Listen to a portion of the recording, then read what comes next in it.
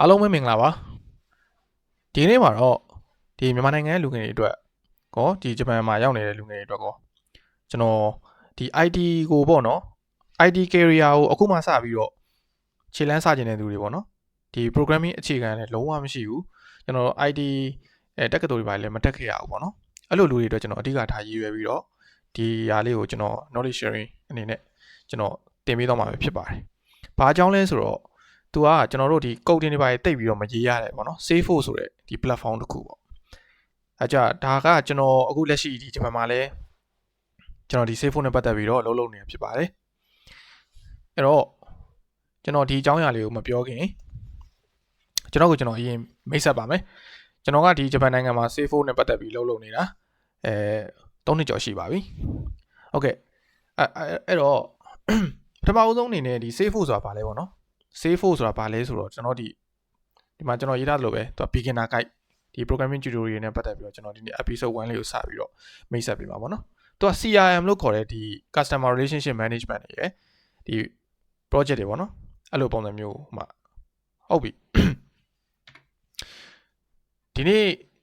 တင်ပေးမဲ့ဒီခေါင်းစဉ်လေးတွေပေါ့နော်အရင်ဆုံးကျွန်တော်တို့မှတ်ကြည့်အောင်ပထမဆုံးနဲ့ Salesforce ဆိုတာဘာလဲနော်ပြီးနောက်တစ်ခုကဘာကြောင့်အသုံးဝင်တာလဲသူကဘယ်လိုအလုပ်လုပ်တာလဲပေါ့နော်ဘယ်နိုင်ငံတွေမှာဘယ်လိုမျိုးအသုံးပြုလဲပေါ့ဒီ Salesforce Okay နောက်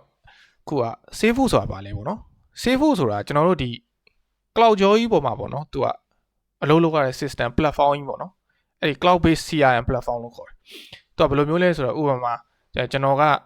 American ရောက်နေလဲဆိုရင်လည်း American နဲ့ကျွန်တော်အလုပ်လမ်းလုပ်လို့ရတယ်တကယ်လို့ဒီမြန်မာနိုင်ငံကနေလည်းဒီ internet ရှိလို့ရှိရင် internet ရှိတဲ့ဘယ်နေရာမှာဆိုကျွန်တော်တို့ဒီဟာကိုလှမ်းပြီးတော့အလုပ်လုပ်လို့ရတယ်ပေါ့နော်ဒီ customer ရဲ့ data တွေကို management လုပ်တဲ့ system ဖြစ်တယ်ပြီးတော့ coding အရန်ရေးရတဲ့ဟာမျိုးမဟုတ်ဘူးပေါ့နော်ကျွန်တော်တို့ coding အရန်မရတဲ့သူတွေဒီသိတယ်မလားဒီအရန်စဉ်းစားတွေးခေါ်ပြီးတော့လောက်ရတာခေါင်းတွေပါကြိုက်တာမရတဲ့သူတွေပေါ့နော်သူအရန်ကိုအဆင်ပြေတဲ့ဒီ IT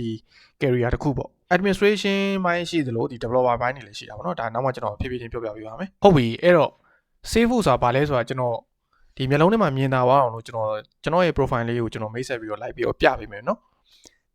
အဲ့တော့ပထမဆုံးအနေနဲ့သူကဒီမှာ trade hat ဆိုတာရှိတယ်ဒီ trade hat ပေါ့နော်အဲ့ trade hat လေးကိုနှိပ်လိုက်မယ်ဆိုလို့ရှိရင်သူကဒီမှာကျွန်တော်ရဲ့ account နဲ့ဝင်သွားမှာပေါ့နော်ဒါကျွန်တော်ကသူက email ကိုကိုကြိုက်တဲ့ဥစ္စာနဲ့ဝင်လို့ရတယ်အဲ့ဒါကျွန်တော် account ဝင်ပြီးသားဖြစ်နေတဲ့အတွက်ကျွန်တော် account ကဒီလိုပုံစံမျိုးဝင်ပြီးသားဖြစ်နေရပါတော့ပထမဦးဆုံးအနေနဲ့တွေ့ရမှာကဒီလိုပုံစံမျိုးလေးပေါ့နော်ဒါဟိုကိုယ့်ရဲ့ profile လို့မဟုတ်ဘူးဒါဘယ်လိုပြောရမလဲဒီ trade hat ထဲကိုရောက်သွားတာပေါ့နော်ဒီမှာဆိုလို့ရှိရင်ကျွန်တော်ဘာရှိလဲဆိုတော့ကျွန်တော်ဒီမှာ point တွေရှိတယ်ပေါ့နော်ဒီ point တွေကဘာလို့ရရလဲဆိုတော့သူကဒီထဲမှာရှိတဲ့ဒီ problem တွေရှိတယ်ဗျာအဲ့ဒီ problem တွေကို solve လုပ်လို့ရှိရင်ဒီ point တွေရတယ်ဒီ point တွေကဘယ်မှာသုံးလို့ရလဲဆိုတော့ကျွန်တော်တို့အလုပ်ရှာတဲ့အခါမှာတကယ်လို့အလုပ်ဘက်ကနေပြီးတော့ Salesforce point ဘယ်လောက်ရထားလဲဆိုရင်ဒီ point တွေများရင်များသလိုဒီအဲ့လူကိုဟိုဘယ်လိုပြောရမလဲယုံကြည်မှုပိုများတယ်ဗျာဒီ point တွေကဒီအလုပ်ခန့်တဲ့နေရာမှာအလုပ်ရှာတဲ့နေရာမှာအသုံးပြုလို့ရတယ်ဒါကိုယ့်ရဲ့ဒါကိုဘယ်လောက်ထိ strategy လောက်ထားတယ်ဆိုတာအသက်တွေပဲပေါ့နော်အဲ့လိုပုံစံမျိုးအနေနဲ့သုံးလို့ရပါတယ်ဒါအရင်တန်ဖိုးရှိပါတယ်ဒီ point တွေကပြီးတော့နောက်တစ်ခုကဒါတွေကကိုဘယ်လိုပြောမလဲ soft flow ရမယ် problem တွေပေါ့နော်အများကြီးကိုကြိုက်ရင်ကြိုက်တယ်လို့ကိုနှစ်သက်တဲ့ခေါင်းစဉ်ကိုကြိုက်တယ်လို့ strategy လုပ်ပြီးတော့လေ့လာလို့ရတယ်ပြီးတော့ तू ကဒီကောင် open source ကြီးပေါ့နော် open source ဖြစ်တဲ့အတွက်ဘယ်သူမဆိုဒီမှာ land လုပ်လို့ရတယ်ကြိုက်တဲ့ခေါင်းစဉ်အောက်မှာ land လုပ်လို့ရတယ် batch တွေရှိမယ် trade တွေရှိမယ် super batch တွေရှိမယ်အများကြီးပဲသူကလေ့လာကြတယ်မကုန်ဘူးဒီမှာနော်ပြီးနောက်တစ်ခု certification ဆိုတာဘာလဲဆိုတော့ certification တွေလည်းယူလို့ရတယ် certification တွေအများကြီးပဲ certification ကဒီမှာဘာ certification တွေရှိလဲဆိုတော့ဒီမှာကျွန်တော်ပြပေးမယ်ဒီမှာ Salesforce နဲ့ပတ်သက်တဲ့ဒီမှာ popular certification ဆိုတာအဲ့ဒီ certificate တွေယူမယ်ဆိုလို့ရှိရင်ဒီမှာပေါ့နော်ဒါကကြတော့ recommended training ပေါ့နော်ဒီလိုပုံစံမျိုးဒါမှာ certification ဒါတွေ view all certification ကိုကျွန်တော်နှိပ်လိုက်အဲ့တော့သူ့ရဲ့ certification အများကြီးကြာလာအဲ့ဒီ certification တွေယူလိုက်လို့ရှိရင်ဒီ certification တွေကဒါအလုပ်ခေါ်လို့ရှိရင်ဒီ certification တွေရှိမှသူကအလုပ်ခေါ်တာနော် certification မရှိဘူးဆိုရင်အလုပ်ရဖို့အတွက်percentage နေတယ်နော်အဲ့မှာသူက certificate တွေအများကြီးပဲကိုကြိုက်တဲ့ခေါင်းစဉ်ကိုလေ့လာပြီးတော့ကိုကြိုက်တဲ့ course ကိုကိုယ့်အကိုလေ့လာပြီးရင်ကိုကြိုက်တဲ့ certification တွေယူလို့ရတယ်ပေါ့နော်ပြီးရင်အဲ့ certification နဲ့ပတ်သက်တဲ့အပိုင်းမှာအလုပ်ဝင်ပြီးတော့အလုပ်လုပ်အဲ့လိုပုံစံမျိုးနဲ့လည်းရတယ် okay အဲ့ဒါဆိုလို့ရှိရင်ကျွန်တော်တို့အထက်ကိုတွားရအောင်ဒီကနေပြီးတော့ကျွန်တော်ဒီမှာ profile ရှိတယ်ကျွန်တော်ရဲ့ profile နဲ့ဝင်လိုက်မယ်ပေါ့နော် profile နှိပ်လိုက်မယ်ဆိုရင်ဒါကျွန်တော်ရဲ့ profile ပေါ့နော် profile ကိုရောက်သွားပြီဒါကျွန်တော်ရဲ့ profile certification မှာကျတော့ကျွန်တော်ကဒီအခုလောဆယ်ကျွန်တော်ကဒီ developer platform developer certification တခုပဲကျွန်တော်ယူရသေးတာပေါ့နော်ကျွန်တော်မှရှိတယ်ပြီးတော့ကျွန်တော် soft လုပ်ခဲ့တဲ့ super batch တွေပေါ့နော် super batch တွေက22ဒါကျွန်တော်လုပ်ခဲ့တဲ့ super batch တွေအများကြီးပဲဒါကကြတော့ yo batch တွေဒီမှာ apex fundamental တို့ပါတော့เนาะဒီ apex fundamental ဆိုတာဘာလဲဆိုတော့ကျွန်တော်နောက်ပိုင်းကျရင်အသေးစိတ်ပြောပြမယ်သူက java နဲ့ဆင်တယ်ပေါ့နော်ဒီကောင်က java နဲ့ဆင်တယ် java ရလို့ရှိရင်ဒီကောင် AC ပဲ apex ကကျွန်တော်တို့က java ရတော့ဒီ apex ကလုံးဝတော်တော်လွယ်တယ်ဗျာပြောရရင်အရင်မခက်ဘူးလေလာတာအဲ့လိုပုံစံမျိုးနဲ့တွားတာပေါ့နော်ဟုတ်ပြီအဲ့တော့ကျွန်တော်ဒီကျွန်တော် account နဲ့ပေါ့နော်ကျွန်တော် login လုပ်မယ် login လုပ်ပြီးတော့ဒီ save ဖို့တဲ့ကိုကျွန်တော်ဝင်ပြမယ်เนาะ save ဖို့ထဲမှာဘာတွေရှိလဲဆိုတာပေါ့နော် okay အဲ့တော့ save ဖို့ login ဆိုတာရှိတယ်login name ဒါကျွန်တော် account အဲ့ဒီကနေ login လုပ်လိုက်ပြီ login လုပ်လို့ရှိရင်ဒီမှာသူက register your mobile phone လုပ်မလားထည့်မလားပေါ့နော် register မလုပ်သေးဘူးဆိုရင် remind me later နှိပ်လိုက် okay အဲ့ဒါဒီကိုရောက်သွားမယ်ဒီကိုရောက်သွားမယ်ဆိုလို့ရှိရင်သူကကျွန်တော် home page ကိုသွားမှာဆိုတော့ဒီကနေပြီးတော့ဒီမှာ app launcher လေးရှိတယ်အဲ့ကနေပြီးတော့ကျွန်တော်ဒီ save လေးကိုဝင်လိုက်မယ်ဒါအမှန်ဆိုရင် save ဖို့ logo ပေါ်နေရမှာဒါကျွန်တော်ကကိုယ့်ဘာကို customize လုပ်ထားဖြစ်တဲ့အတွက်ဒါ Amazon ဆိုပြီးပေါ်နေရပါတော့ဒါကိုကြိုက်တယ်လို့ကိုယ့်ဘာကိုအကုန်လုပ်လို့ရတယ်ဒီမှာအများကြီးပဲကျွန်တော်ခုနကပြောသလိုမျိုးဒီမှာ opportunity တွေရှိမယ် list တွေရှိမယ် text တွေ file တွေ account တွေ contacts တွေ campaign dashboard reports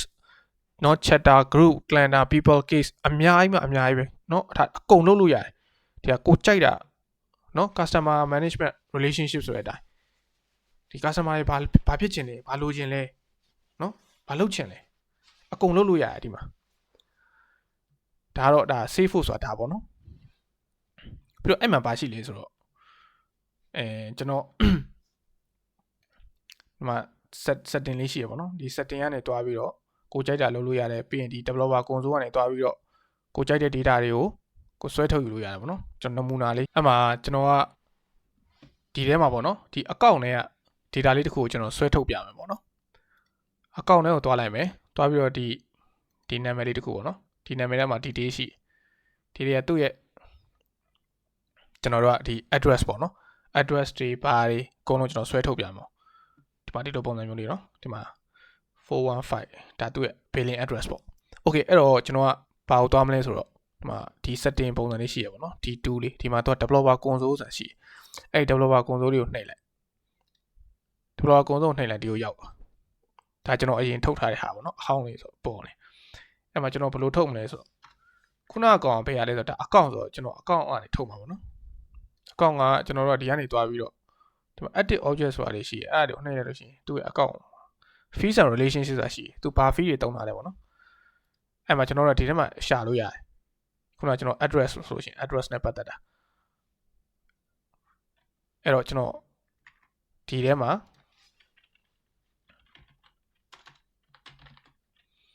အရင်ဆုံး ID ရယ် name ရယ် account ဆိုပြီးကျွန်တော်အရင်ရှာထုတ်ကြည့်လိုက်မယ်အဲဒီမှာထွက်ကြလိုက်တွေ့လားအဲ့ဆိုဒီကျွန်တော်တို့အခုထုတ်ချင်တာဒီသူ့ရဲ့နာမည်ကဘယ်နာမည်လဲဆိုဒီနာမည်လေးနဲ့ကျွန်တော်ရှာလိုက်တယ်ဆိုဒီမှာထွက်လာသူ့ ID ပေါ့နော် okay သူ့ကဘာထုတ်မှာလဲဆိုတော့ကျွန်တော် address ထုတ်ချင်တယ် address ထုတ်ချင်တာဆိုတော့ Billing Street တို့ပါတော့အကောင့်ဆိုလို့ရှိရင်သူထွက်လာကျွန်တော်ကြည့်မယ်နော်ဟောဒီမှာထွက်လာတွေ့လားဒီမှာ Billing Street ဆိုပြီးတော့ထွက်လာ Billing Street ပြီးရင်နောက်တစ်ခု city ပေါ့နော် city ကိုထုတ်ကြည့်မယ်အဲ့မှာဒီမှာ city ထွက်လာပြီ San Francisco ဆိုပြီးတော့ဒီနောက်တစ်ခုက country ထုတ်ကြည့်မယ်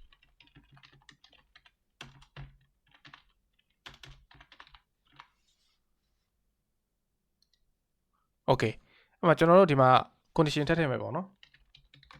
ဘယ်သူတို့လဲဆိုတော့ ID က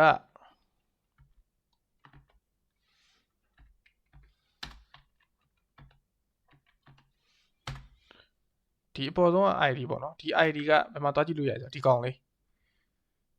ဒီ record ပေါ့နော်ဒီ ID ကဒီမှာလဲရှိတယ် copy ကူးပြီးတော့ဒီကိုလာပြီးတော့ဟုတ်လားမဟုတ်လားတိုက်ဆက်လိုက်အဲ့ဆိုဒီမှာဟုတ်တယ်တွေ့လားအဲ့ဆိုသူ ID ကိုကောက်ထည့်လိုက်အဲ့ဆိုကိုလိုချင်တဲ့ပုံစံတစ်ကြောင်းနဲ့ထွက်လာ Okay အဲ့လိုပုံစံမျိုးလေးပေါ့နော်ဒါကျွန်တော်နမူနာအရသဘောတရားပြောပြတာပေါ့နော်ဒီမှာတိုက်စစ်လို့ရတယ်415 Mission Street ပြင် San Francisco CA လို့ပါတယ်မှာ United States နော်အဲ့လိုပုံစံမျိုး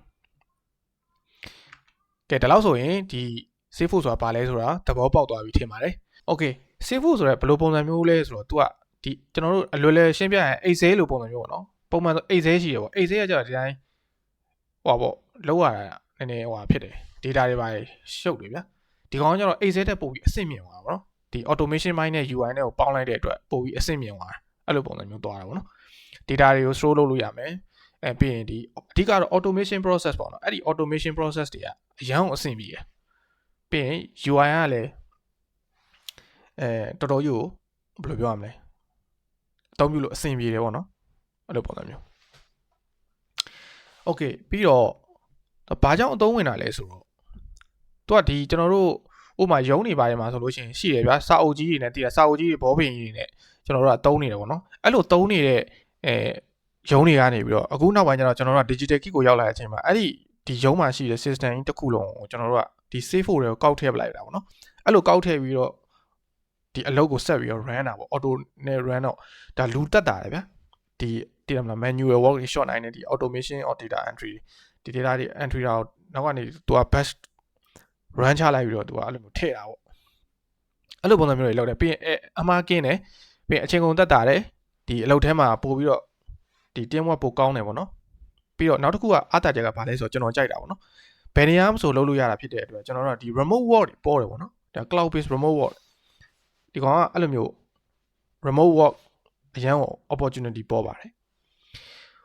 Okay safe work မရှိဘူးဆိုလို့ရှိရင်ဘာတွေဖြစ်မလဲဆိုတော့ဥပမာ Excel file တွေအရန်များမယ်ပြီးရင် manual တွေလောက်ရတာအရန်များမယ်ပြီးရင်မှားလွယ်တယ်ပေါ့နော်